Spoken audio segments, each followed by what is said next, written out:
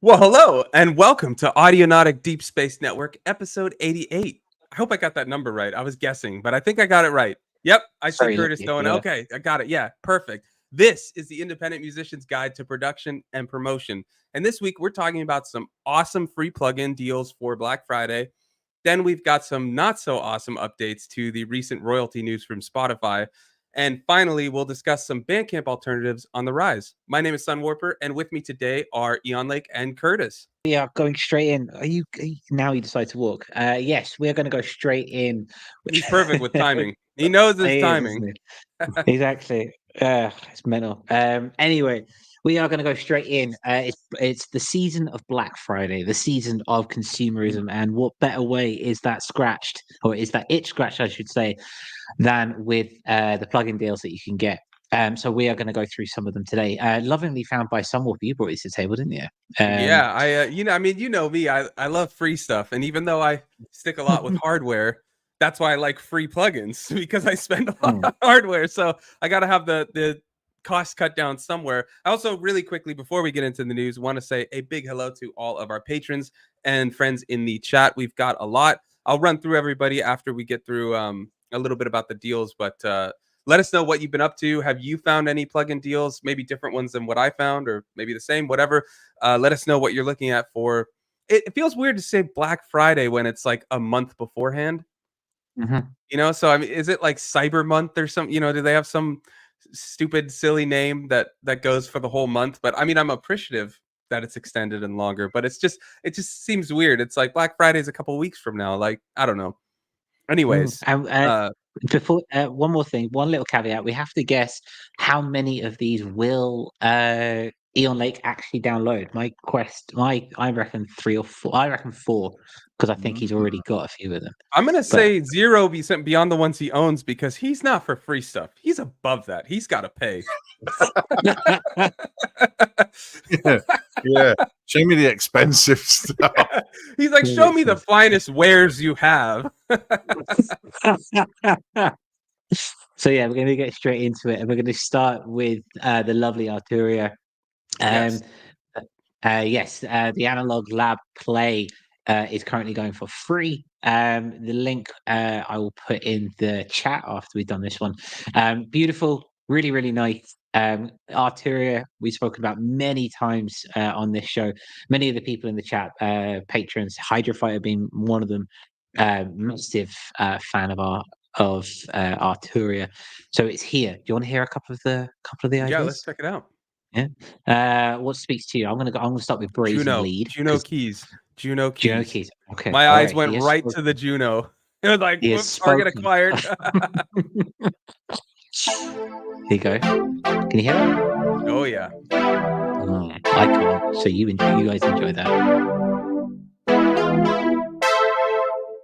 Do you know enough for you, Sunwalker? That's good. I'm sold. I already downloaded it. I downloaded all of these beforehand. I was hoping I'd have time to demo some of them, but I did not. So we're here with that. One more. We know how much J-Bell is a fan of mallets, so I'm just going to play the mallets one as well because you can't never get enough of mallets. You have to tell me what it's like because I can't hear it. So it sounds like Lone. The artist Lone. I can hear that a little bit. I get that. So yeah, Arturia, it's free. If you want to check it out, well, it is free, so there's nothing stopping you downloading it. It's Arturia. What do you want? Yeah, and correct me if I'm wrong, but I believe this is free, like in perpetuity. It's kind of like a get into the demo. It's not a demo. It's like you can play it for as long as you want, but I believe it stays free. I believe. It's just like their version of Contact Player. Pretty much, yeah. Pretty much.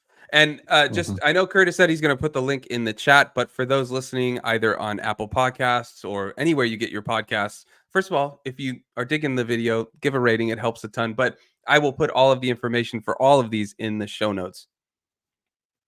Very nice. I'm playing with it as part of the backbone of my live stream after this show this evening. Gonna make some weird ass music using just the plugins just the samples from that. So we'll see how it goes. But I mean, it's Arturia, always high quality and never left wanting with them. So it's always nice. Yeah. Shall we get on to the next one?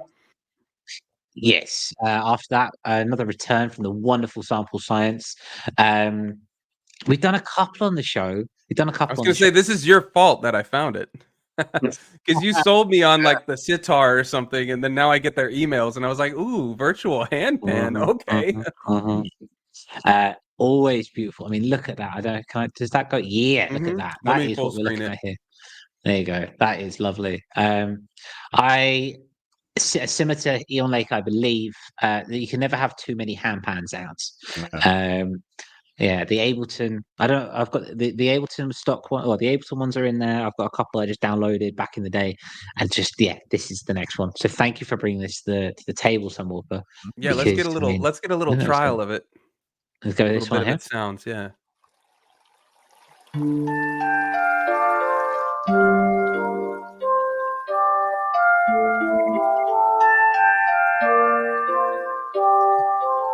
Lush. It is lush. Let me read a little bit about what they've got too. So they say a handpan is a unique and melodic percussion instrument that consists of two convex steel hemispheres joined together to create a resonant UFO-like shape. Virtual handpan is a virtual instrument that recreates the sound of the handpan by using physical modeling and sound design.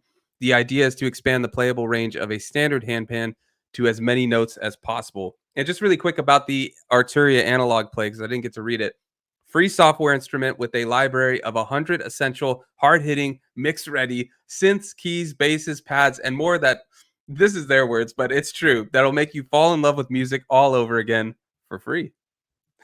I like the little for free. For free. Here's the question, right? When it comes to just very quickly, when it comes to things like this, it's a sample and obviously it's multi-sample and that, but a hit is a hit is a hit. Do you ever find yourself always needing more because once you've got one handpan sound, you've got that one in infinite. You know what I mean? Just going like a more must have more. No, I was hoping that sentence was going to make sense, and then it stopped. That was none the wiser.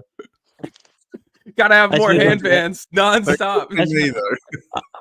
I suppose what I'm saying in a very roundabout way. Yes, that was a very convoluted sentence. Apologies. I know what you meant. You just want more and more and more. Well, give it to me. You've got virtual gas. Yes, virtual pass, I guess. Handpan acquisition syndrome. It's only handpans. It's only handpans. It's nothing else. It's the more handpans, the better, right? You just can't get enough. Exactly. So yeah, that's the handpan. Then we move across to mixing and mastering, which is some Walker's ball game, but this does look pretty lush. Let me just pop this up here so we can see. If you have access to native, it's free, native instruments, it is completely free. You have to have native access. You have to sign up, obviously. But this Ozone 11 EQ, mastering plugin for EQ, standalone EQ plugin for Isotope, creatively control the impact of your mixes with new transient and sustain mode, intuitively dial in curves and hear exactly how you're affecting audio with the new Delta button. I'm not quite sure what that means, but it looks colorful. Well, so quite cool is it's got mid and side EQ, which I know will pique Eon Lake's interest, even though it's free. I know. Okay. Question. But I know for Curtis, he tuned out the second he didn't see handpans. But for everybody else in the world, this is actually pretty cool. And you don't have to use it as a master EQ. You could use it as a normal EQ. But I checked it out. Like I said, I downloaded all of these. It's cool. I'm not super familiar with mid and side EQ and stuff, but this is perfect to get into it because I really want to start learning more about that and diving into it. And I'm sure Eon Lake can expand into it. But I'm curious, chat. I'm going to read through everybody's intros real quick because I just want to say hi to everybody and I'm happy everyone's here. But I'm curious, have any of you grabbed any of these? Do you have any of these already? I have a feeling that last one most may have, but if you don't, you'll definitely want to get it. The one we'll talk about last. But we've got Survey Channel. Here we are. Yes, here we are. I almost said we are here, which is almost the same, but it's not quite what he said. But he's here. We got J Bell. What's going on, J Bell? We've got Lars waving a pink hand, but of course the emoji didn't come up, unfortunately. But Lars is sick. That's quite the bummer, man. Sorry to hear that. I'm happy you're here. Hopefully you can forget about all the sickness for a minute and just hang out and talk plugins and all that stuff. And then we've also got David. David is in the chat. Hey, everyone. Welcome, David. He said he's trying not to get sick. So yeah, that's the goal, right? As winter comes, not to get sick. Yeah, that's where you want to be. It's easy. Yeah, let us know. Stay inside and play synthesizers. That's what you do. You just don't go outside. But the dust could still get you sick. Not if you have a paintbrush. Actually, that could make it worse because now you're blowing it into the air. You're distributing said dust. The paint bros. You know. Yeah, definitely stole that from Eon Lake. Eon Lake is the OG with that one. Because everything that Eon Lake does, I just end up doing. Wait, can you guys show them again? Yeah. I appreciate the fact that his is larger and he had it first, right? It's like the OG, the master brush, like the master sword. Got a small one as well. Detailed work. Yeah, there you go. Yeah, maybe the smaller one gets in the nitty gritty. I don't know. You know, who knows? It's really pleasing that you give it a wipe and your kit suddenly looks much better. It does, and you're a better musician for it as well. The cleaner your gear, the better musician you are. That's the rules. That's how it works. I think the dustier it is, the better. It's more vintage. It brings out the dust, bro. You don't need you don't need a plug-in to get back to what we're talking about. That's in the music. But as Survey Channel said, it's not about the content. It's all about the commodification of the content. And therefore, are you commodifying paintbrushes? Sure, that's what we'll call it. I mean, if we're getting into we're getting into it later, but I think that's for a later. That's Lars is sick. Let's ease Lars into this talk, okay? Because he says he's here for the plugins. We'll get to the dystopic Spotify stuff later, but let's make him feel a little better before we get to the bad stuff, right? Let's continue with the awesome free stuff. Yeah. Yeah, I like that. I wanted to just on the note before we get across to the next one. Again, asking you guys and the chat actually, if you have an EQ, is an EQ, or is Isotope, because Isotope is a fairly decent company? Is the EQ from Isotope, is it better than the stock one in Ableton, for example, or better than anything else we see? Is it about the ear? Is it about the process of it? I think it's whatever works for you and then what it offers, right? Like this one can do mid and side, some EQs can't. And then you get the visual spectrum, you can see all that. I mean, there's a console EQ and a tube EQ from Logic that has no visual spectrum or anything like that, but it does add some color and it has a drive knob and stuff like that. So I wouldn't say they're all equal. It depends on what they're modeling. It depends on what they're trying to be. I'm not saying you need to go out and buy a gazillion EQs, but they can have slight things. But if you're just trying to do a standard EQ, an EQ is an EQ. Yeah. So not all equalizers are equal. And since you asked, the Ableton EQ does have mid-side. It does, yeah. It does. Yeah. Well, there we go. So it's useful in the chain if you want to start doing mid-side processing. Yeah. Though the caveat being you have to have Ableton. Yeah, I'd imagine that means that, you know, other DAWs will have a similar native plugin. I think so, yeah. Do the same thing. Yeah, I mean, you don't have to download it. It's free, though. So it might do something, you know, you don't want. Now, I don't believe it has the AI type correction stuff that full Ozone has. I didn't see it in the mentions and stuff. Maybe I missed it, but yeah, something to consider. Something to consider.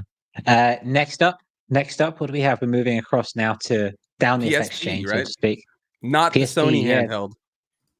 No, sadly not. And this one is the one that I haven't got. The one that I had a problem downloading earlier. You say you've got them all. I don't know. Didn't get a chance to have a look through it. Maybe it's because it's Matt. Tell us about it. I didn't get to use. I didn't get to use any of them yet, besides the final one that we'll get to. And I did open the Ozone one and checked it out a little bit because I was curious about the side and mid. But so the PSP step delay, formerly CM delay, creative delay plugin designed to provide a wide range of sounds from lush analog tape delays to crazy modulated ping pongs. It's got tape saturation, head cueing emulation, and control. It says versatile controls, so you can make usage of this plugin in a hypnotic experience and a long-lasting pleasure. So yeah. Ribbed for your pleasure. Exactly. Turned into, I was reading that like, wait, this is going somewhere I was not expecting it. But I mean, hey, yeah. But hey, we'll see. Anyways, you can never go wrong with delay. I was gonna say pedals, but delay plugins. And this one's got a lot of cool stuff added to it. I mean, it's got the tape emulation and all that type of stuff. So it's worth just a free download, seeing what it can do. And if it doesn't work for you, you don't have to use it. But there it is. I'm curious, Jan, like, do you have any PSP plugins? No, I don't. I kind of like the way that one looks, and I don't think I would be interested in a delay that didn't do, various different types, from the bucket stuff to the tape delay to, Echoplex type. If it doesn't have those, then why do you need it really? But in the same way as you want mid-side on an EQ, if you're going to buy an EQ or have one separate to your door. But I like the design. I like what it does. I do already have Echo Boiler, which does all of that stuff. So that's true. I don't know. But unfortunately, that wasn't free. Yeah. This looks like a very good deal. It's the price you like. Yeah. And it's got long-lasting pleasures, right? Right, Curtis? Long-lasting pleasure. Prolong my pleasure, then, I'm all for it. Yeah, prolonging mixing and creative pleasure, I guess, is what it's doing. Why would you not want to do that? Yeah. Yeah. Exactly. Yeah. I mean, generously, Lars gave me the Dub Station 2 about 18 months ago, and it's a staple in my stuff for a long time. I love it, absolutely love it. Anything with the word dub in, and I'm down. Sold. But this is, you can never have it looks like it has a lot, especially like you say with the tape saturation and that long lasting pleasure. There's no reason why you wouldn't. Yep. Stick some hand pans through it. Yeah. But how many different hand pans are you going to put through it? That's the question Curtis intends to rack answer. It enabled to. Yeah, that's how much pleasure you can take. Yeah. Well, speaking of Echo Boy, though, that brings up the final free plugin that it rounds out nicely. Little Plate from Sound Toys. Now, I bet our patrons were expecting me to go with Valhalla Supermassive, and that's a bonus. It's not included. Just everyone should download Supermassive. Saying, though, isn't it? That goes without saying. But this Little Plate is an awesome reverb. Highly recommend checking it out. I think it's normally what, 50 or 79 bucks? 99. Wow. Okay. Yeah. So 99. It's worth that, but it's totally worth getting for free. Yeah, for sure. Like Sound Toys, you do pay a hefty margin for them, but they are stunning and they are great for what they do. And Little Plate combined with a Valhalla Supermassive, sorry, put those two together, you got a free chain of just absolute awesomeness. I was going to say, put those together and you just open the singularity and end the world. It's just infinite decay. Infinite decay. Yeah. Beautiful. Real quick, I do want to read what they write about Sound Toys Little Plate. Inspired by the original EMT 140 plate reverb, we captured the gorgeous sound and vibe of the studio classic and turned it into a fun and musically inspiring plugin. And they say, and we couldn't resist pushing the limits of reality. Speaking of the singularity, right? So we added a couple of fun twists that let you take Little Plate to spaces the original hardware only dreamed of. Yeah, it's got, what is it, infinite decay? Or you can get really long. Yeah, really long. And then there's a low cut, which is quite convenient for reverb when you want to cut out that low end. And there's that mod button too, which can, the function I was going to say, which can do some really cool stuff. Yeah, it sounds great. It really does. I use it a lot, a hell of a lot, on some very high settings. Yeah. If you're not using it on high settings, what's its point, right? I hover quite near that infinite setting more than I should.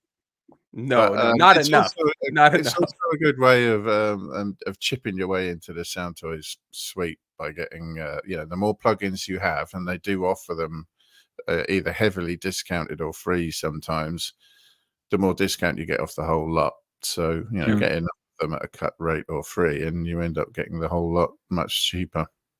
Yeah, definitely.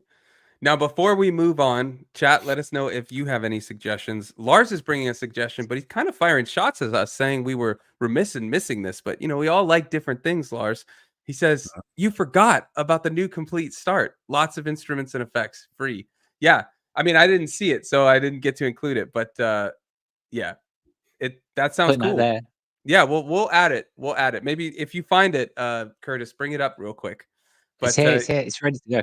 Oh, okay, hold on. Lars says the Audionautic crew does not do subtle reverb. No, we don't. What's this word subtle? I've never heard that in my lexicon once. I do. I think it's really subtle, very fine-tuned, filtered, nice and thin reverb so that I can slap it on top of a massive cavernous. Yeah, there's a place for subtle reverb, and it's behind or in front of a massive. A little bit of sheen to your main reverb. David's got our back though with Lars. He says, "Back to bed." Yeah, he's fairly feverish. Yeah, he's like, "You guys forgot this." No, I'm just messing with you, Lars. We love the recommendations. I thought it was funny the way you phrased it. Made me crack up. But here's Complete Start. Here we go. You want to scroll down a little bit? We've got dive into free music production. Ooh, yeah. So we're in the blind here. This wasn't on our radar. So, Lars, if you want to expand before you knock out. From being sick, unfortunately, he says he's participating from bed, so I don't know if he's going to sleep soon or something. But let us know. But it looks like it's got I have Analog Dreams. That's a cool little. That was free. It probably still is free. Analog Dreams, beautiful synthwave. Ethereal Earth, great if you like your sound design and you like your ambient. These guys I know less about. Like, I mean, dude, Supercharger is dope. Supercharger is so dope. Oh, Guitar Rig 7 player, nice. Yeah, vinyl. I know vinyl. Yeah, vinyl is that was a Spectre recommendation years back, and I remember, but it always crashes in Logic, so I just started using the SP404. Yeah, great. So sorted. And Realm. It's quite a nice little plugin. Realm. And Ozone EQ right there. There it is. Yeah, totally. Lars says the Irish harp is fun as well. Yeah, cool. Yeah. Well, we'll put the link. Like I said, I'll put all of these in the show notes. So, Curtis, if you don't mind just adding this one to the docket so I can add it in the show notes later. But I will definitely be downloading this one as well. That looks cool. Native. Yeah, like, do you have that one? It seemed like it caught us all off guard. So, yeah. There are a couple of things in there that I might like to play with, actually. I'm quite into sort of organic sounds at the moment and things that vibrate or have been recorded vibrating. Handpans? Handpans, definitely. Love the pure tone of them. Yeah. Native instruments are beautiful. I've got I can't remember which one it is, but it's thanks to J-Bell. I've got it, and it's all their plugins. They take a lot of space, take a lot of CPU, but they are some beautiful sounds. That Haur, again, if you like your organic sounds, Haur is a beautiful little synthesizer for that. You can never get enough of it. And Analog Dreams you can get that cool bass, the synthwave bass, and lead sounds and stuff like that. But it was fun when I was messing with it. I think that was free a couple years ago. It sounds like it's been free the whole time, but they released it, I want to say back in like 2020 or something, or it was free then. And I grabbed it. Well worth grabbing. So I would highly recommend to anyone to grab the this Lars recommendation, the Complete Start. Now, anyone listening live, anyone listening back, or if they're listening to the podcast when it goes live on Spotify on Saturdays, if there's anything we've missed, clearly we missed the native instrument, which is quite a big one, a big muck up on my part. Is there anything that we've missed? According to Lars, it is. Yeah. What plugins have we lost? What have we missed? Is there anything else going free? This is the time for us to share. It's not just real quick, I missed one from Lars. He says DubStation is clutch. Who makes DubStation? You mentioned it. I didn't get to ask. Who makes that? I don't know. It's a good question. Let me have a double check. But is clutch a good thing? I think it is. Yes. I'm not down with the kids. I don't know. Yeah, I know. It's clutch. It's clutch. It's not by Clutch. It is Clutch. Who's it by? It's Audio Damage. Oh, okay. It's currently €25. Yeah. Ooh, it's not free, but it is dope. It is dope. Yeah. I put it, especially the ping pong. It's great, especially if you like making dub and funny that. Anyway, so it's not just the name, is what you're getting at. No, so okay, okay. Yeah, that's what I was saying. It clutch means it's like it's important. It's helpful. Yeah, clutch. Cool. Lars says clutch means helpful. I think. Yeah. Don't worry. He's cognizant. He's got it. I'm not. He's good. He's good. Yeah, he's good. He's cool. He's down. He's Let us clutch. know if you're listening. He's very clutch. Lars is clutch. That's He came that's, there you through go. with the complete start, and now with the clutch definition. Clutch, man, clutch. Thanks, Lars. It's nice to know this community is growing and helping each other out. It's beautiful, especially when it comes to my English vocabulary. So yeah, thank you. As an English teacher, right? Exactly. Always important to expand though, and be willing to learn. So yeah, very much so. People, right now, as you are listening, remember this jubilance and remember this happiness, because we are going to move now savor to it. Spotify. Savor it. Let's just sit in it And for now, 1 second. Let's sit in the cheery. Let's sit in the cheery moment for 1 second. Lars is saying, "Brain worky good." Let's all have a laugh. Yeah. Let's all enjoy. And now let's go to the dystopic world. And no, just the not so good, not good news at all. No, if you're an independent musician, doors are closing, things are changing. We're not always on it. This is the tale of 1,000 plays. I was trying to get in a little pun to 1,001 nights, but it didn't quite make it. Oh, I thought you were going with a tale of two cities. Well, I mean that didn't think about that. But I mean that's a good. Let's just say you did subconsciously, because we're good. Yeah. Okay. So yeah, let's put this up. This is Spotify. Things we started talking about it last week, and there were rumors that things were changing, and those rumors have since been confirmed. From next year, as from Q1 2024, tracks on Spotify will have to be played 1,000 times before they start earning money. This is now confirmed. There will be a minimum yearly play count volume that each track on the service has to hit in order, and I stress this, in order to start generating royalties. So the first 1,000 plays gets you nothing, and only after that do you get your $0.00037 per your stream. Now wait, do you get all of that 1,000, or is only 1,001 and up counting? It's 1,001 and up. So you don't start generating until you get to 1,000, and then you start generating. That's how I read the language. And how was this confirmed? Because like they were saying last week, I believe this link is from Music Business Worldwide. They were saying sources are telling us. I'm curious to see where it's actually confirmed. From the president of the distribution platform STEM. Okay. Yes, Christian Gratzny, published on Thursday. So it's saying that 1,000 streams will be the minimum yearly track before you start generating royalties. And that move is designed to demonetize a population of tracks that basically make nothing right now. So if you're only getting a handful of plays, 100 plays, 200 plays or something like that, they're saying that that's not well hard-earned money, that they should essentially have that. And so that's what we're going to be doing. I would like to give a quick flashback to last week's episode. If you want to check it out, you can go to the playlist that's in the description, all of our Audionautics. But we discussed, they did the math last, I believe it was Music Business Worldwide, but an article did the math from what their sources were saying based on like it would only affect 0.05% of artists or 0.5% of artists. And they thought it would only be artists under, I believe, 17 plays a month or something. So now it's 1,000 in a year. So yeah, up quite a bit from what the guesses were. Yeah, they are in this from Spotify. They suggest that this will move $40 million into the pot of the rest of the people, essentially. So there'll be more money for everyone else that's involved. Nice. So you may not get paid, but I don't know. Other people will reap from your ad revenue that you sent people to the platform to do. That's the disgusting part. Yeah, you're sending people to the platform. They're going to get ad revenue from that or premium member money. But some other artist who is, quote, bigger than you and more, quote, legitimate according to their wordage or verbiage will get that money. Yes, completely and utterly. I don't know what that noise was.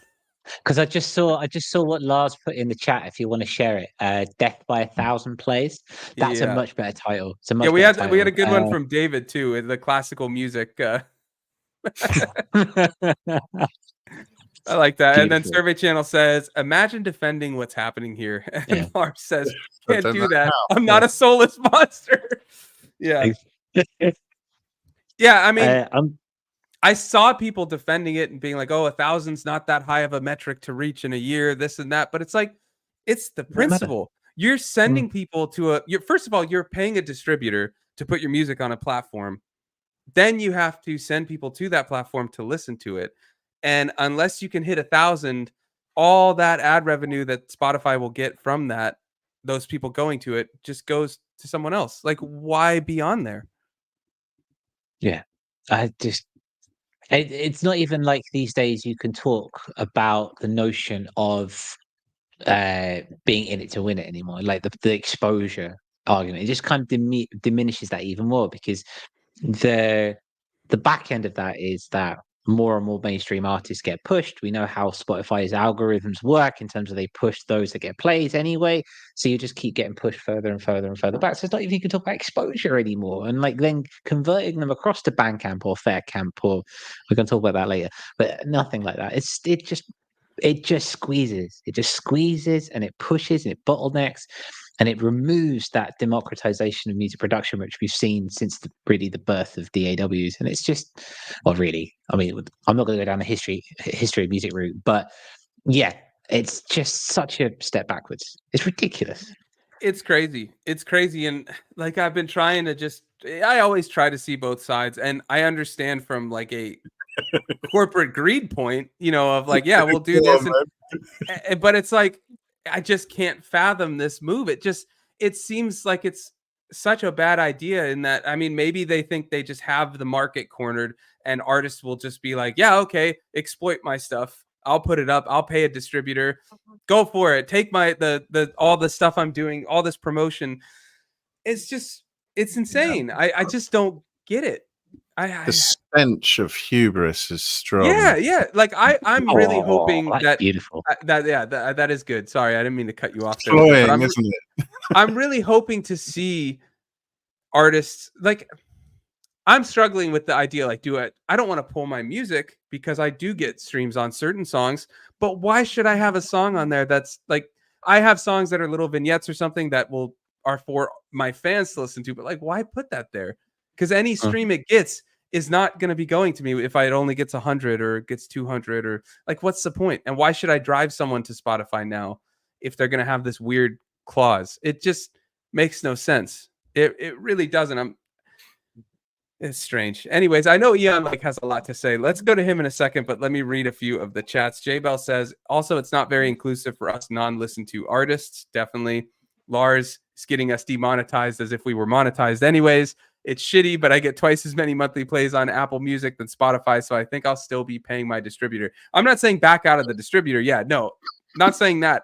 I'm just talking Spotify directly because I don't want to support this. Like, but then it's like, well, I get streams on, like, it's this weird catch. And I think that's what they're trying to do, is to have us caught in this, like, well, we need to be on there so they can just exploit it however they want. Lars also says, Spotify is going to lose the market eventually. I think this might be the start of it. I mean, like Eon said, the stench of hubris, right? And J Bell says, in a world of inclusivity, this inclusivity that I feel like Spotify should let my empty Spotify list live, my non-streams, my choice. Yeah. David says, it's fair. Yeah, it's fair. David says Eon Lake was probably right. They want you out, costing them money. I'm sorry, Eon Lake. I keep saying I'm going to bring up to you. I just want to mention this because I saw it this morning. They've added a number of audiobooks to premium, so that you don't need to pay for it. They added audiobooks where you had to buy them outright on Spotify. They made this like marketplace. Now they've added a bunch that are covered in premium. And I remember a lot of the rumors when Spotify started pushing podcasts were that they were saying, like, whoever but people were surmising that they were pushing podcasts because they don't have to pay the royalties on podcasts. So I wonder if there's a thing with audiobooks too there. Eon Lake, now we will get to your loving take. Oh, that's a build up, isn't it? Well, I know you're not going to disappoint. I hope not. I mean, what to say? The dark and depressing news that Spotify continues to exist and insists on drawing out its long death rattle like this by making decisions that make them almost universally hated. I mean, the arrogance of it is staggering.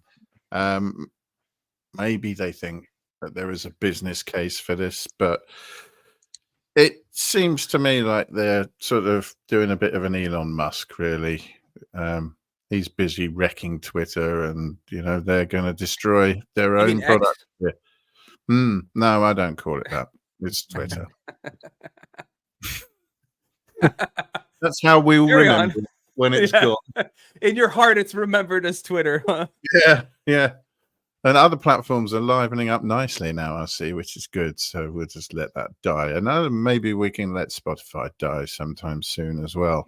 I mean, I understand they've got to make money, but at the same time, they've got to produce something that people want, and they're not the only streaming platform. I know the world likes to behave like they are, but, even a small percentage, musicians, remind yourself of this, even a small percentage, like 10% of the market is millions and millions of people. So a small percentage of that market is a lot of people, So, yeah. What the hell are they doing? I don't know. I mean, you would have thought that maybe they would be upping their streaming payouts. I mean, it's not enough that they are what they are in the first place. It's not enough that they pay such a pittance for monetizing other people's art. But now this, because they were giving us too much money, weren't they? It was too much, got to cut that back somehow, that massive gravy train that Spotify represents. I mean, it's laughable, really. I mean, who would have thought it could go down? But it can. So, yeah. Smaller artists and not massive record labels and distributors like us don't really have much power. Well, we've got almost none, except, as a unit. And we'll see what happens, I guess. I mean, I haven't put anything on Spotify for over a year now. I was planning to. I don't even know if I can untick that distributor or that store from the distributor and say put it in all the others. So I don't know what I'll do, but I will continue to loathe them with every fiber of my being. I shall pray for their early death. This is why I knew it wouldn't disappoint. Takes like that, Let's real quick, we'll get Curtis's take. You brought it to the table, but let me just read through a couple of chats because there's something interesting. Lars says the audiobooks are trash. Well, interesting, that's not what I was pointing out, but books that have been read 1,000 times. Well, here's what's interesting. Lars says most of them, the audiobooks that are, I believe what he's saying, the ones that are covered in premium now are from, is that LibriVox? Correct me if I pronounce it. LibriVox, whatever. A free audiobook service. So that is just like icing on the cake, that they're taking free stuff and putting it in a $10, whatever Spotify costs now a month platform and being like, look, you can get audiobooks for quote free as part of your membership. And also they probably, like I was saying, don't need to pay a royalty, or they did like a flat, coverage fee to have it on there and that's it. But it's very interesting. So it seems like they're finding every way they can with these podcasts and things like that to, and like, if you look, when we covered that they had changed their Discover page on Spotify and more than 3/4 of everything you scroll through is podcasts now instead of music, it's obvious they're pushing podcasts, and they're pushing it for what seems to be the reason that they don't have to be paying these royalties. Like, our podcast is on Spotify. We don't get a single royalty from a play. We have to even get to 100 streams, I believe, per podcast episode to even get ad revenue. So, yeah. Interesting times. Let's see. We've got a couple more comments. J-Bell, I think Spotify are seeing that there are royalties bulking up from all these under 1,000 stream artists, and they want to cash it in for themselves. I mean, that's basically what they're saying, is that, I had read, and it's probably in the article you have, Curtis, but that they were saying distributors don't even pay artists until they reach a minimum threshold. And so we're just meeting that as well, like doing that as well, where we're having a minimum threshold. But it's like, most of the threshold is, I think, what, $10 or $20 for some of these companies, that have the threshold, and that's the distributors, right? And to do that, and that's the artist who signs up for the distributor to do that. This is like another weird step. It's just strange. Every time they open their mouth, I feel like I need a shower after. Yeah, after every episode we talk about them, you just hop right in the shower. Nasty, yeah. You get some bleach or something, really get sure you're clean. Yeah, really hammer that home. Curtis, what's your take? Well, I don't have anything to add to the take, because I think we're all in unison. I would just be beating it with a dead horse at this point. It's obviously like Spotify. It's a terrible move for us as the independent musician. It's a horrible move by Spotify. Am I surprised that this big, massive corporation that doesn't really care about music and only cares about monetization is doing the things it feels it needs to do to paper up the holes of this sinking ship? No, I'm not surprised it's happening at all. It makes me angry. It makes me upset. The question, I suppose, that springs to my mind is, what can we do about it? And the honest answer is nothing. Today is episode 88, and we have got 333 subscribers, and that is wonderfully lucky, and that is beautiful in all realms of everything, and we thank you for it. We can't, our platform is very small, but there are many indie artists out there. Everyone is listening, and everyone listening is probably involved in this game somewhat, in some regard. The only thing we can do is continue to discuss it and continue to bring it up and continue to hammer home what this means for the indie musician.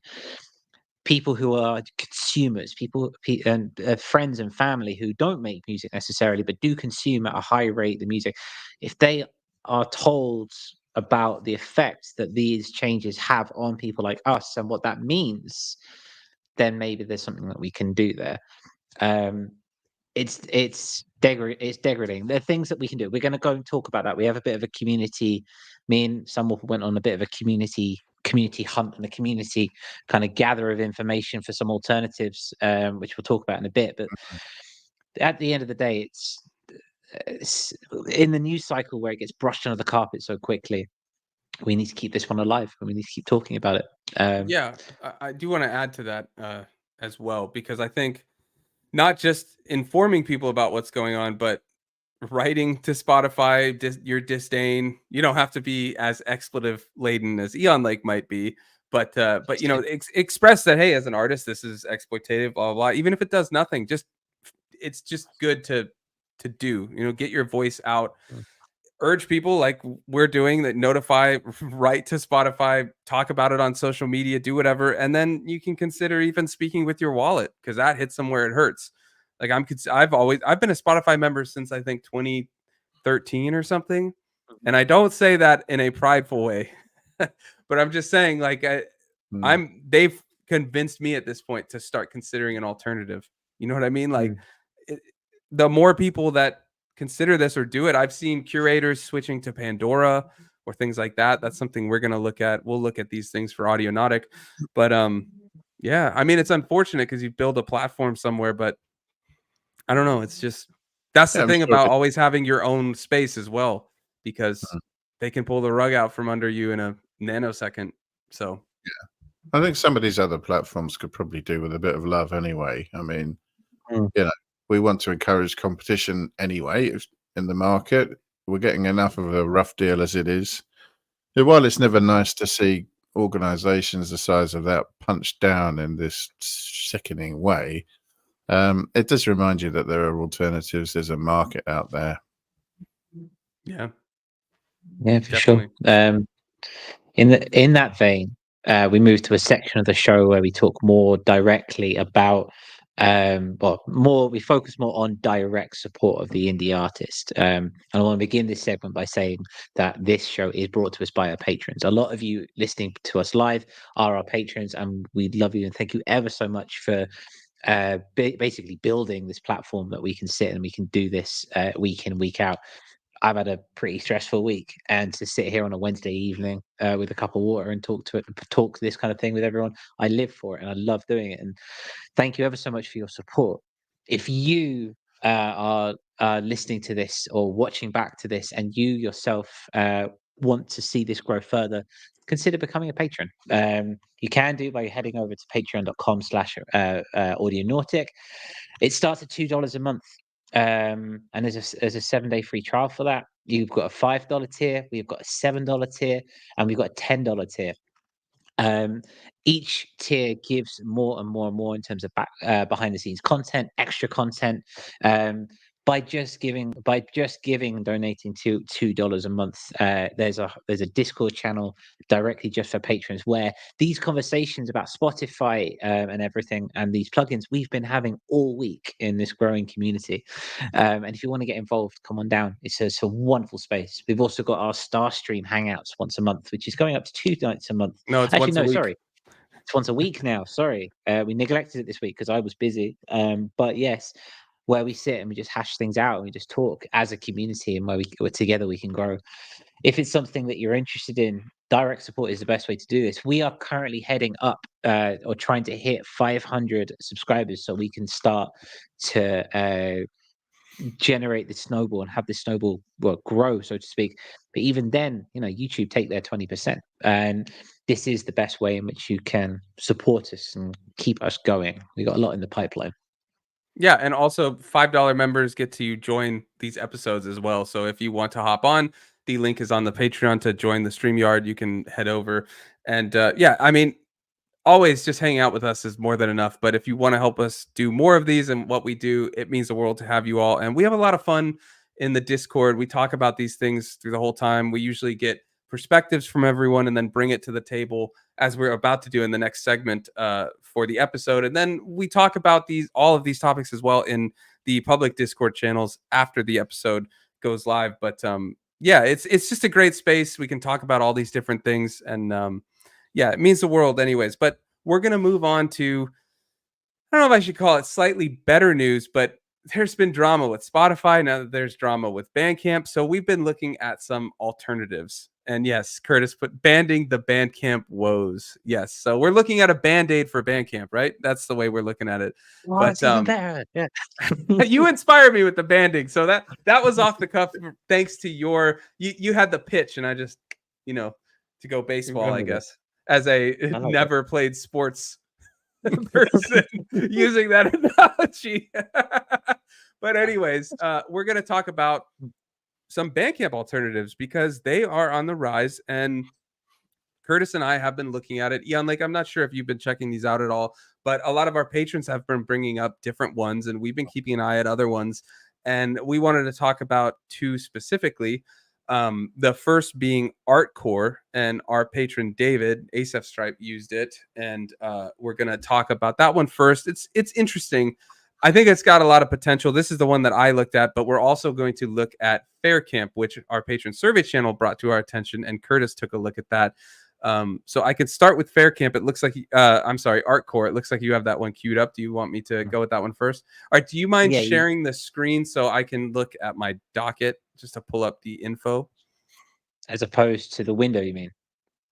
No, go open the window. Oh, I'm just saying I can't click it. I'm moving on the docket. I'm with you. Yeah, let me get you up. I'll bring it up. Here you go. All right. So this is Asaph Stripe's. Is this the homepage? We're seeing his album. Oh yeah. Okay, perfect. So this is the homepage. So that's what it looks like. We're seeing Asaph Stripe's album, which is awesome. EP. I mastered it. It's really awesome. Lots of crazy cool sounds on it. I would highly recommend you check it out. And he released it on here. This is what brought it to my attention. And so we'll put a link, if you don't mind, to the album. We'll put it in the show notes, and it's on Discord and all that. But Artcore, this is what they call it. An online music marketplace built from the ground up to meet the needs of artists, bands, and small labels. It was designed with DJs and electronic artists in mind, which you'll see as we start talking about it. Providing extensive metadata to help discover, curate, and plan DJ sets, but it's open to all, so bands, singer-songwriters are welcome, and we provide customization and personalization tools so you only see the music you like. the metadata is kind of the key here, and you'll see like every song you put, you choose. It has an auto BPM detect. It puts up all the information. You select all these different genres. Now mine, I was having issues when I was trying to select the genre, so I just selected all of them as down tempo, and then you can put tags as well, like, lo-fi beats, ambient, this and that. So that is cool, because that means for SEO, there's a lot of optimization there that you can do for something. Of course, you have to have people on it that are searching for it, but it's there to do that. Little different from Bandcamp, though. They take a 20% royalty split. I believe Bandcamp is what, 10% royalty?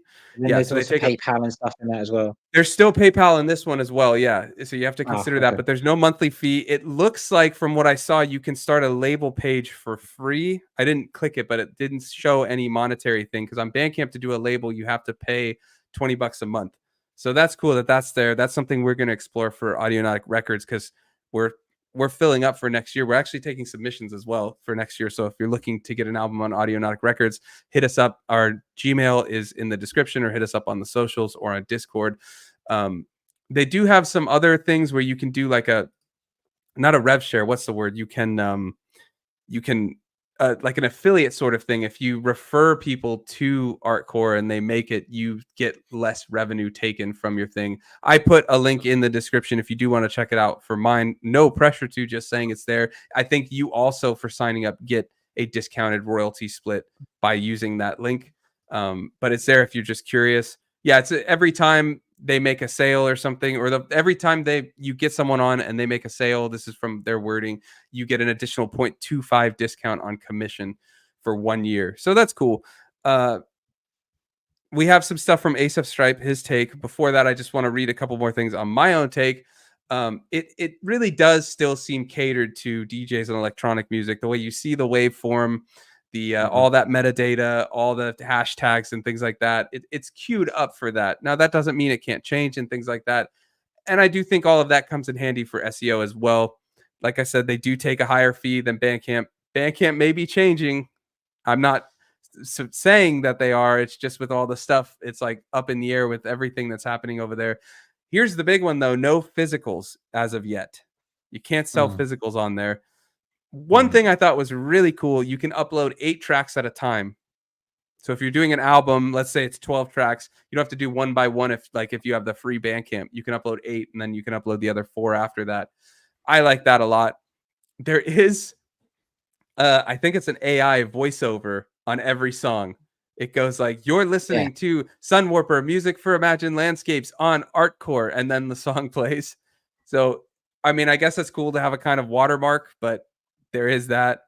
I did also find that the user interface is a little slow at the moment and just moving around and stuff, but I think it's got a lot of potential. I think it's really cool. And I actually do think all the SEO and things like that is probably to its benefit.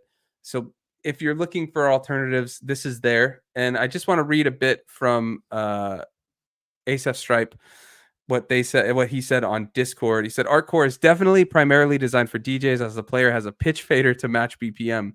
That's kind of cool in my opinion. So yeah, good place for beats. Another positive are lots of genre choices, and the app seems to be designed to generate playlists off music you like on it.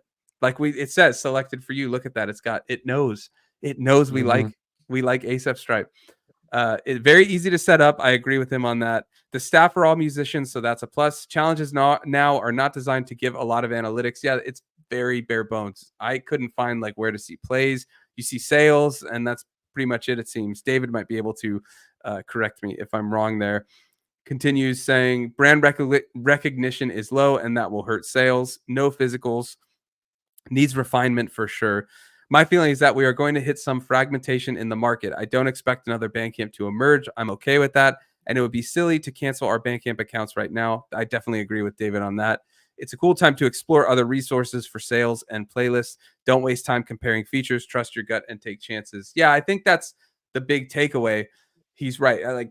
I think we're prepping as if something might happen to Bandcamp. There's no guarantee that it will. And if you look at there was a lot of doom and gloom about when Epic bought it and nothing changed but adding CarPlay, woohoo. So we're just kind of looking. Yeah, Eon Lake's excited. I know it got him excited, but we're just kind of looking to see what's out there as they come up, because at some point things might change and you might need it. I still think having your own website is paramount, and we will have Frequency Control Center, a professional web designer, on in a couple weeks, talking the basics of getting a website up and running. Is it 2 weeks, Curtis? 20th, I saw 22nd. Yeah, perfect. Yeah, I have no concept of time right now dealing with a newborn, so I'm just saying in a few weeks, and I knew Curtis could correct me. But yeah, so I think that's still paramount to do, but it's good to look at these. It's good to explore. And in case something happens to Bandcamp, or like what's happening with Spotify, having your music on these other options and just subtly promoting it, showing that it exists, and saying, hey, I'm here, you know, this and that.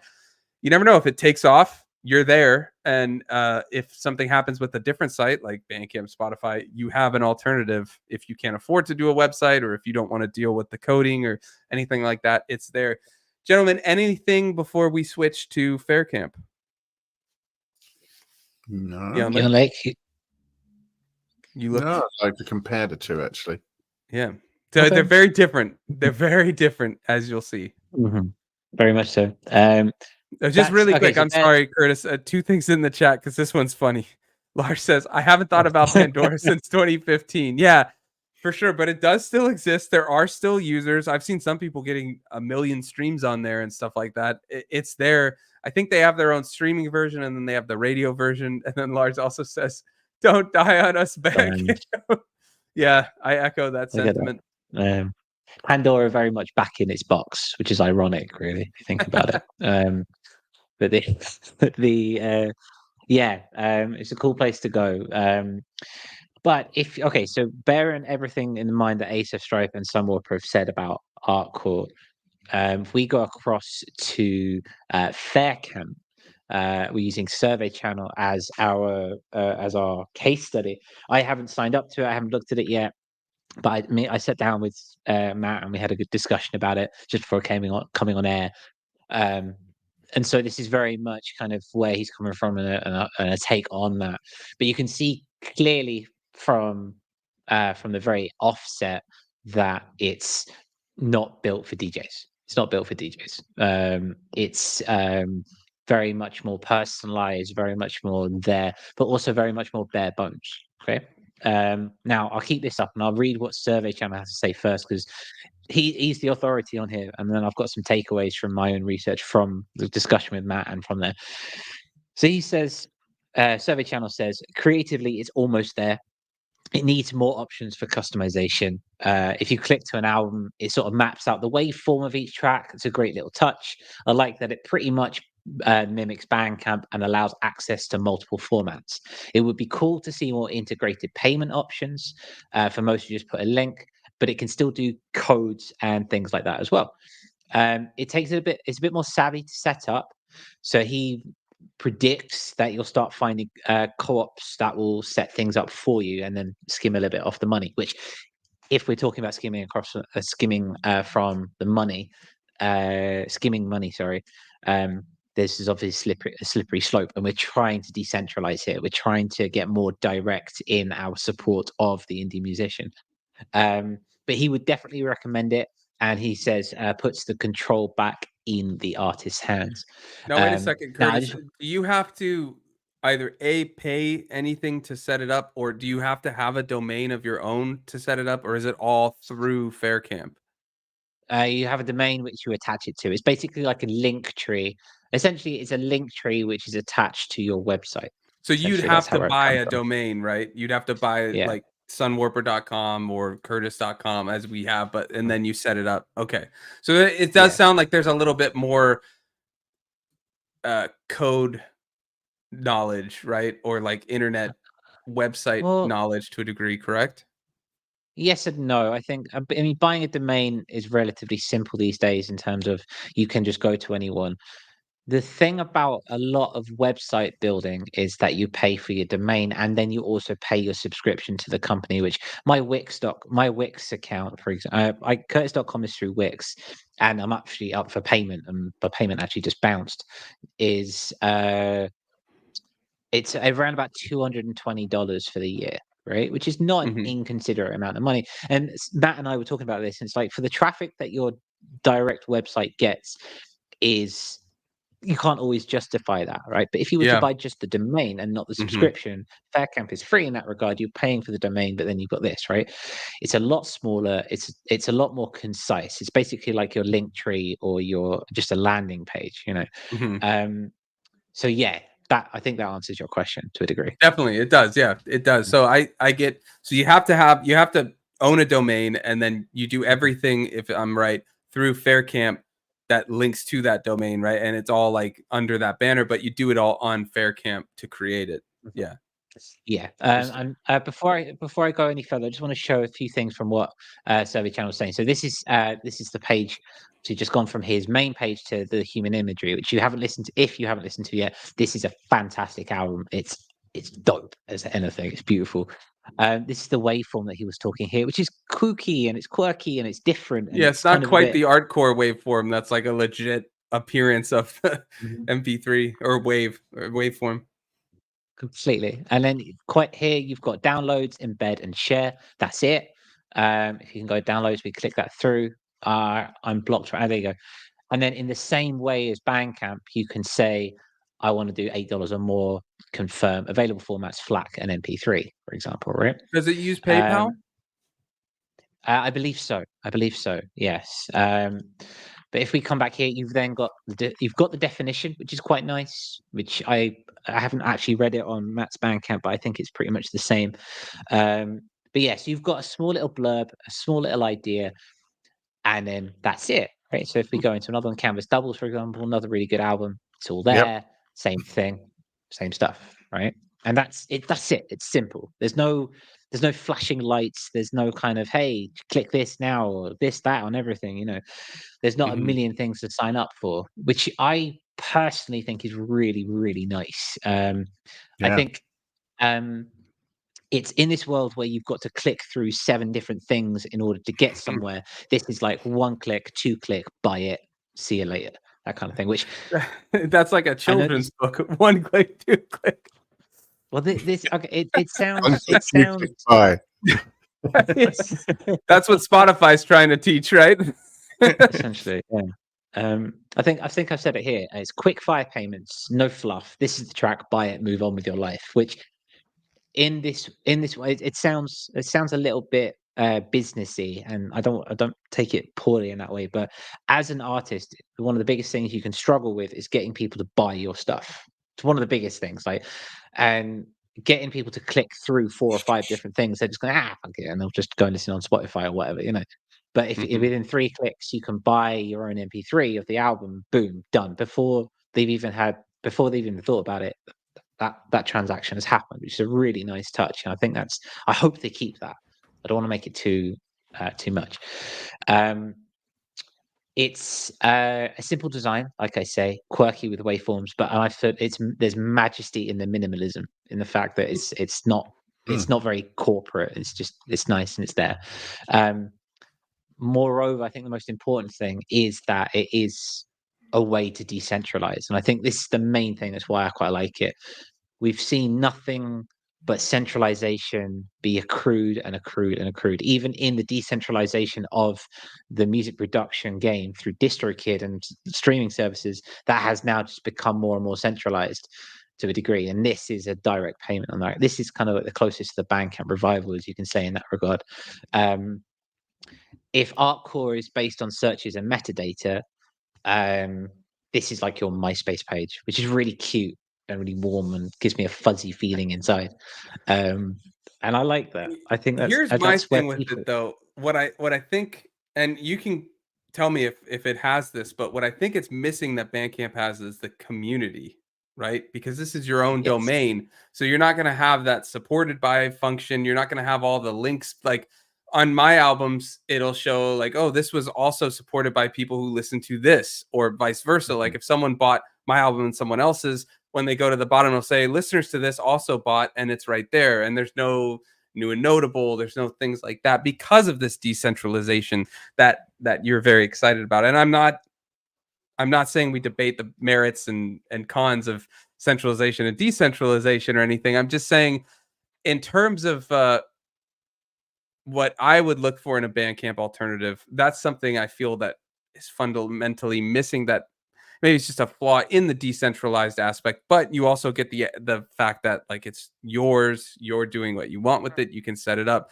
So it really depends on like what you like from these platforms. And I mean, I don't think Artcore has quite that either. It has some of that in the sense that you see like, oh, generated for you, like based on what you've bought or listened to on here and things like that. But it's not quite there yet either. But like in terms of what I like most about Bandcamp, that's I think the biggest thing is a sort of like pseudo community that's not a social media thing, but there's this, you can see what's being supported and things like that. And it's just helps open your music to a wider audience, which I like. I'm not saying that's everyone's reason for liking Bandcamp, but I think that's just for me, that's something that I think is very important and special about Bandcamp as it exists now and previously. I don't know, in the future we'll see, but they have the Bandcamp New and Notable, Bandcamp Daily. They all are really cool and great ways to open exposure to different music, left of field music and stuff like that. So yeah, and Survey Channel says correct, it doesn't have that. Yeah. That's fair. And there's something from Marine's friend there. It popped up. He says, hosting a place to access music is one thing, then the discovery access is another. Is there any solution? The open sources, the discoverability aspect that we know of. Yeah, that's the problem. Is that's the thing I wanted to bring up, is that it seems like all these alternatives so far are lacking that key part of what makes Bandcamp Bandcamp. It would be nice to know what their development roadmap is and where they see this going. I mean, it's not unusual to start off with a limited feature set and, we'll work on things from there. But yeah, if only we could pick their brains. Yeah, Bandcamp didn't always have stuff like that. I mean, this was... It grew. Yeah, it grew. And I'm not saying don't use these. We're showing you these so you can check them out and see what works for you. I'm just pointing out in terms of what's relevant, like in terms of being Bandcamp alternatives, I think a lot of these still need to add some of these aspects to really compete with Bandcamp. I think Artcore from that end gets kind of the closest, but it's still very far back. And I'm liking the lack of advertising though. Yep. Yes. I think that's very much.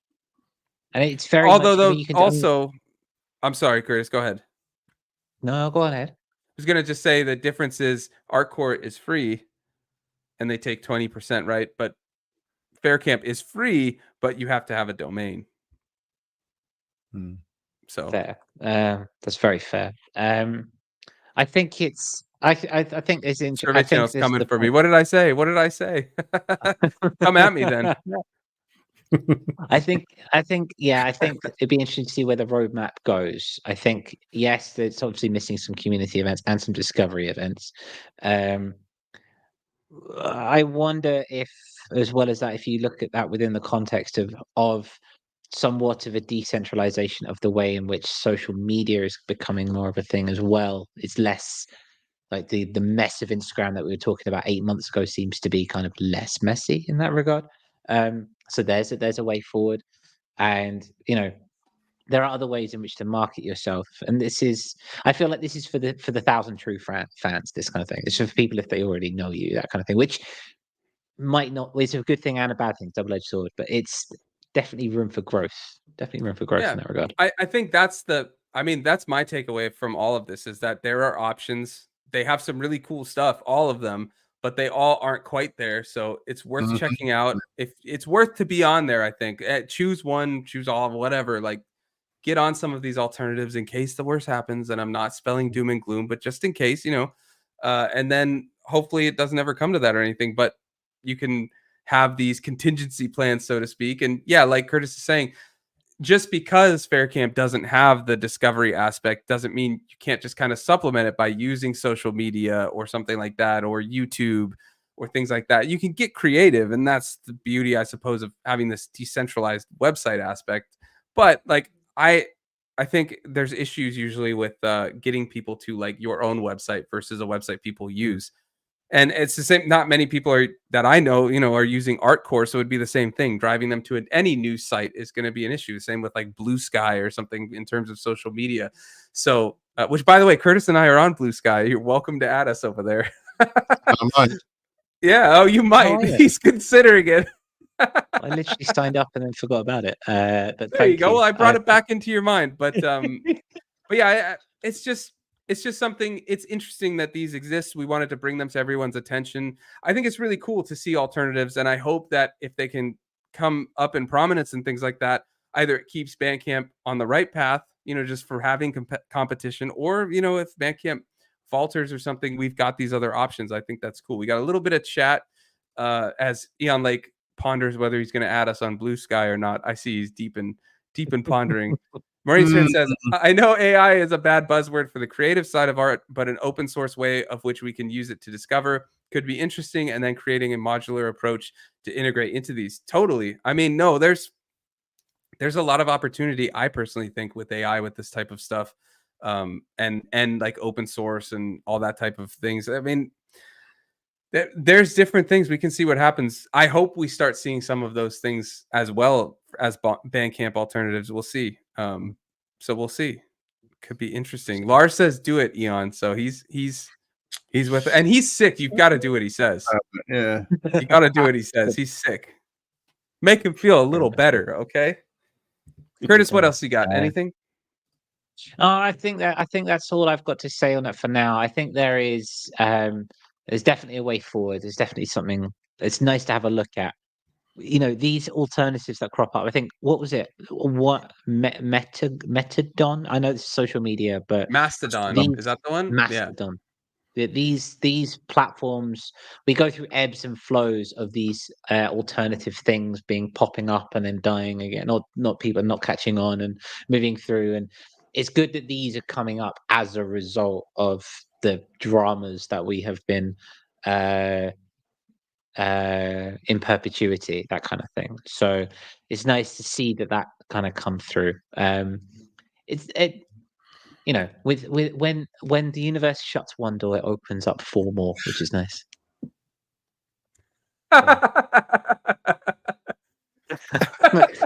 For people listening back for that dead air, something's going on with Eon Lake over in the Eon Lake. I think he sneezed and he realized he didn't mute it, and then his brain just kind of broke there for a second. He was like, "Wait, did that just happen?"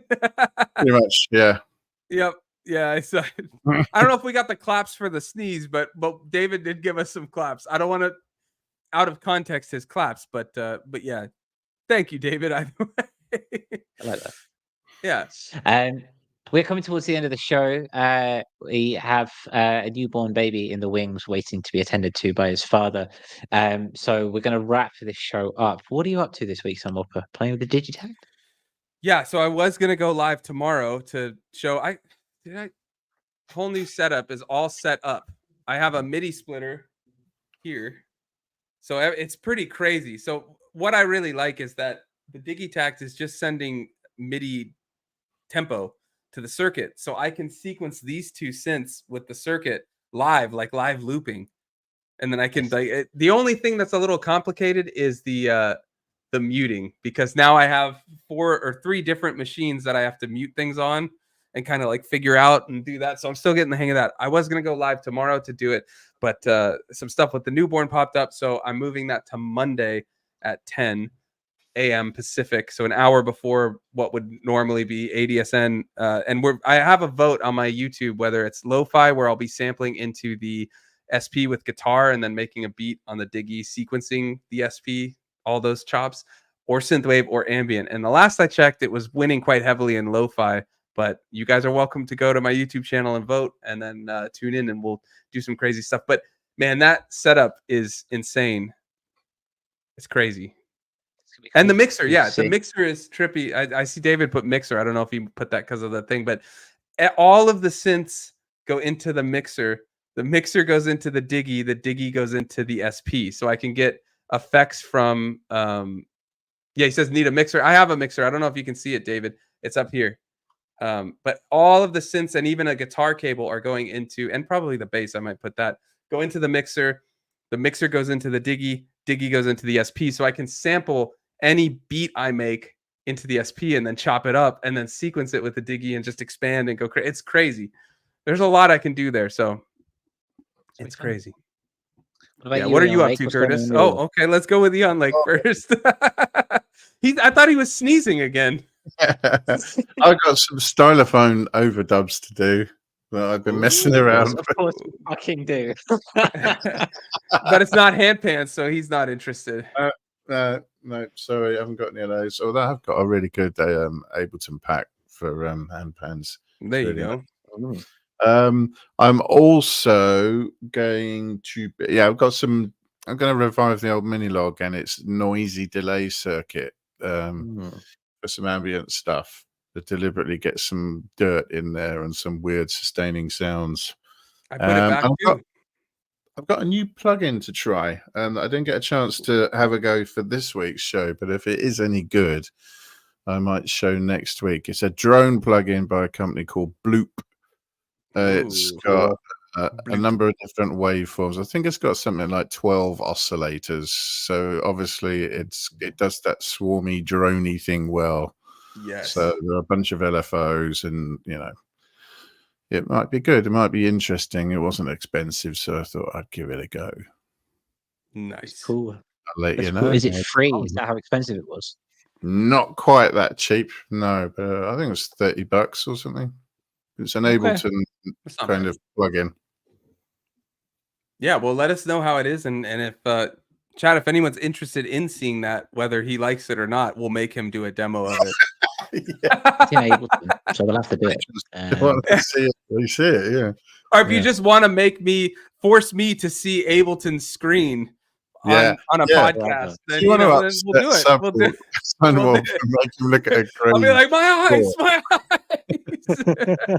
So much gray. It's gonna be great. It's gonna be great. What about you, Curtis? What are you up to? A similar color, but anyway, Curtis, what are you up to? Logic. I know you complain about the gray, but Logic's. I'm pretty sure Logic's gray. But I use Reason for composing usually. And what's Reason? What color is Reason? Whatever you want, and there's all these vibrant colors. No, I like gray. Headache. Dark gray. I want to focus on the music. That's what I want to focus on. Anyway. Whatever works for you. See, I don't judge. I'm just saying, me personally. You can criticize my thing, but I'm not here to judge. I'm just saying, for me personally. It is interesting. There are a lot more memes these days about people using Ableton, not becoming like basically like the new, unable to shut up for like 2 or 3 seconds without saying, "Hey, you should try Ableton." And it's true. Do you know what DAW has the most users? Not a clue. I'm probably curious. Reaper. Probably Reaper. It's free, open source. I feel like when you look on YouTube, it's like FL and Ableton are like the biggest search. They're the 2 big guys. I'm not saying search equals most used, but you would think if people are searching, it's because there's a large base checking it out. So they're searching for like tutorials and stuff. They're both. Oh yeah, I think that's fair. I think they're relatively in the similar pricing, and they do relatively the same thing in different ways. So that makes sense.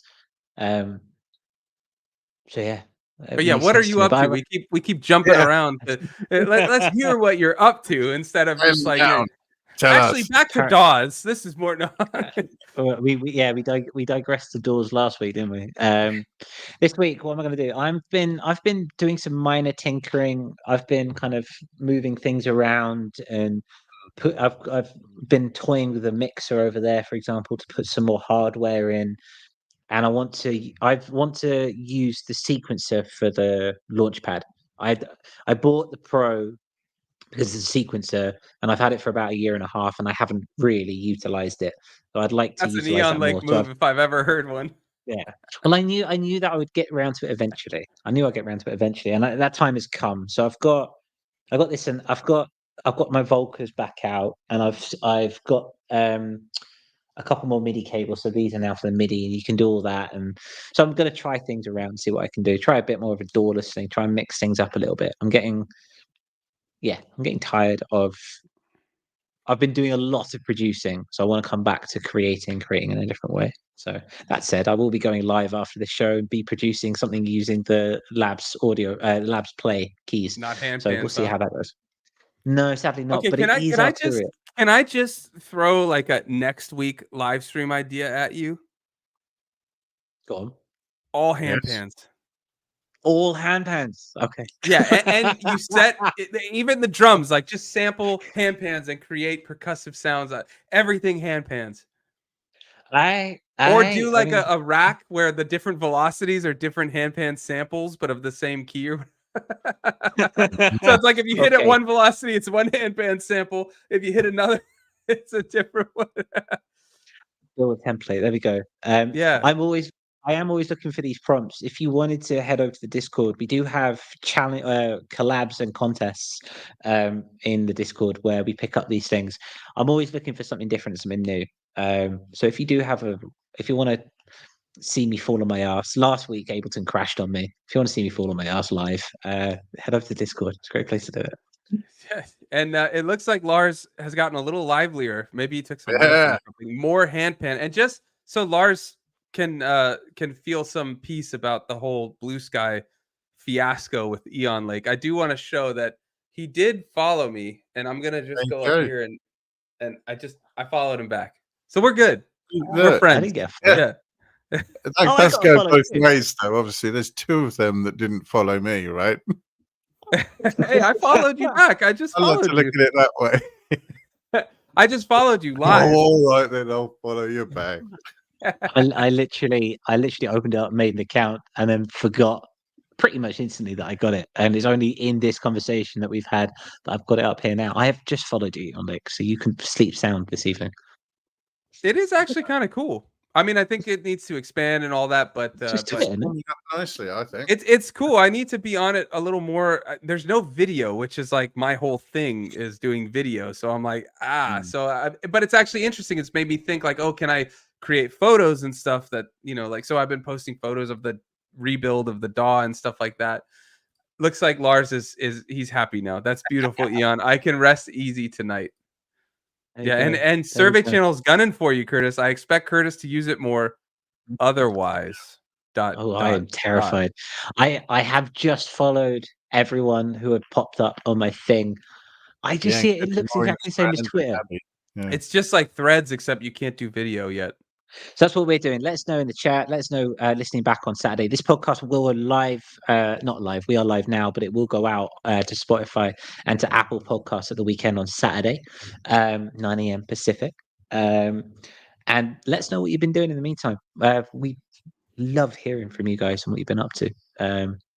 So yeah, thank you ever so much for a lovely, lively discussion. Even if it was dystopian and depressing at points, I think we did well. I think we had the happy part at the start. We eased into it. I do want to say, if you got some value either out of the happy parts or just talking about all the stuff going on and the alternatives and things like that out of this video, leave a thumbs up, give it a like. It helps a ton. And if you want to help, if people ask for Bandcamp Alternatives or something, share the video. We're always trying to grow. It's very welcome to have all of your support. And if you do want to give some stream numbers before Spotify does their crazy thing, we do have a playlist on Spotify. For now, everyone still gets their money from streams. So if you want to check it out, the link is in the description. Maybe game the system. If you've got music that you want to be on there, you think it might fit, submit, listen, give everyone some stream revenue before Spotify decides to just go, nope, we're not paying you anymore. But yeah, it's there in the description if you want to check it out. Otherwise, head to the Discord and we'll hang out there and talk gear and keep getting updates on our setup changes and all that. And hopefully Eon Lake will give us a little demo of that bloop. You'll have to wait till next week. But anyways, I think that's it, gentlemen. Anything you want to add before we go? Thanks, Survey Channel. He says, excellent show, fellas. Appreciate it. Curtis, if anyone wants to congratulate me on getting through the whole Spotify thing without the use of sexual swear words, then I mean, I think it was quite an achievement. I was going to commend you on the Discord, but I mean, yeah, good job. Good job. Way to go. Thanks, dude. I was hoping you were going to say some of the stuff you said before the show in the green room, but he was talking about how much disdain he has for the logo and this and that.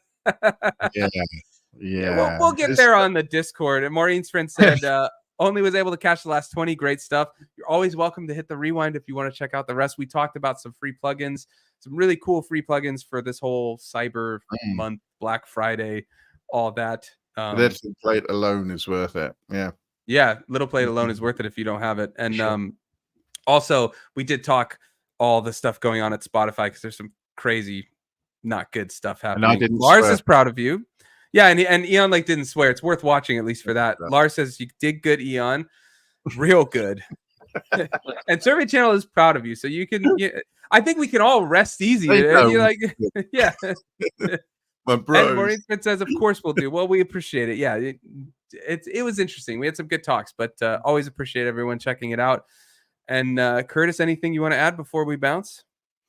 No, just thank you. It's been lovely to see everyone. It's lovely to have people talking to each other in the chat and bouncing off each other. It's beautiful. I love it. I mean, it fills me with happiness and joy. So can't wait until next week.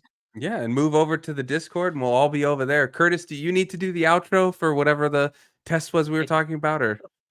Yeah, I'll do it. I'll do it this week. It didn't work on the intro, but we'll try it anyway. Thank didn't you work. ever so what do you much, mean? Everybody. As in, I didn't hear the sound. Oh, so you're testing the sound. I'm testing if it's me. I'm testing if testing I'm the the drama. speakers. Usually I'm the drama. Sounds like they're working. Sounds like they're working. Yeah, except no one's gonna know what that means. We'll save that for the Discord. We'll explain that song he just broke into and dance on the Discord. Love to all. Have a lovely week. Hope you keep happy and content. We'll see you next time. Bye bye. Thanks for watching.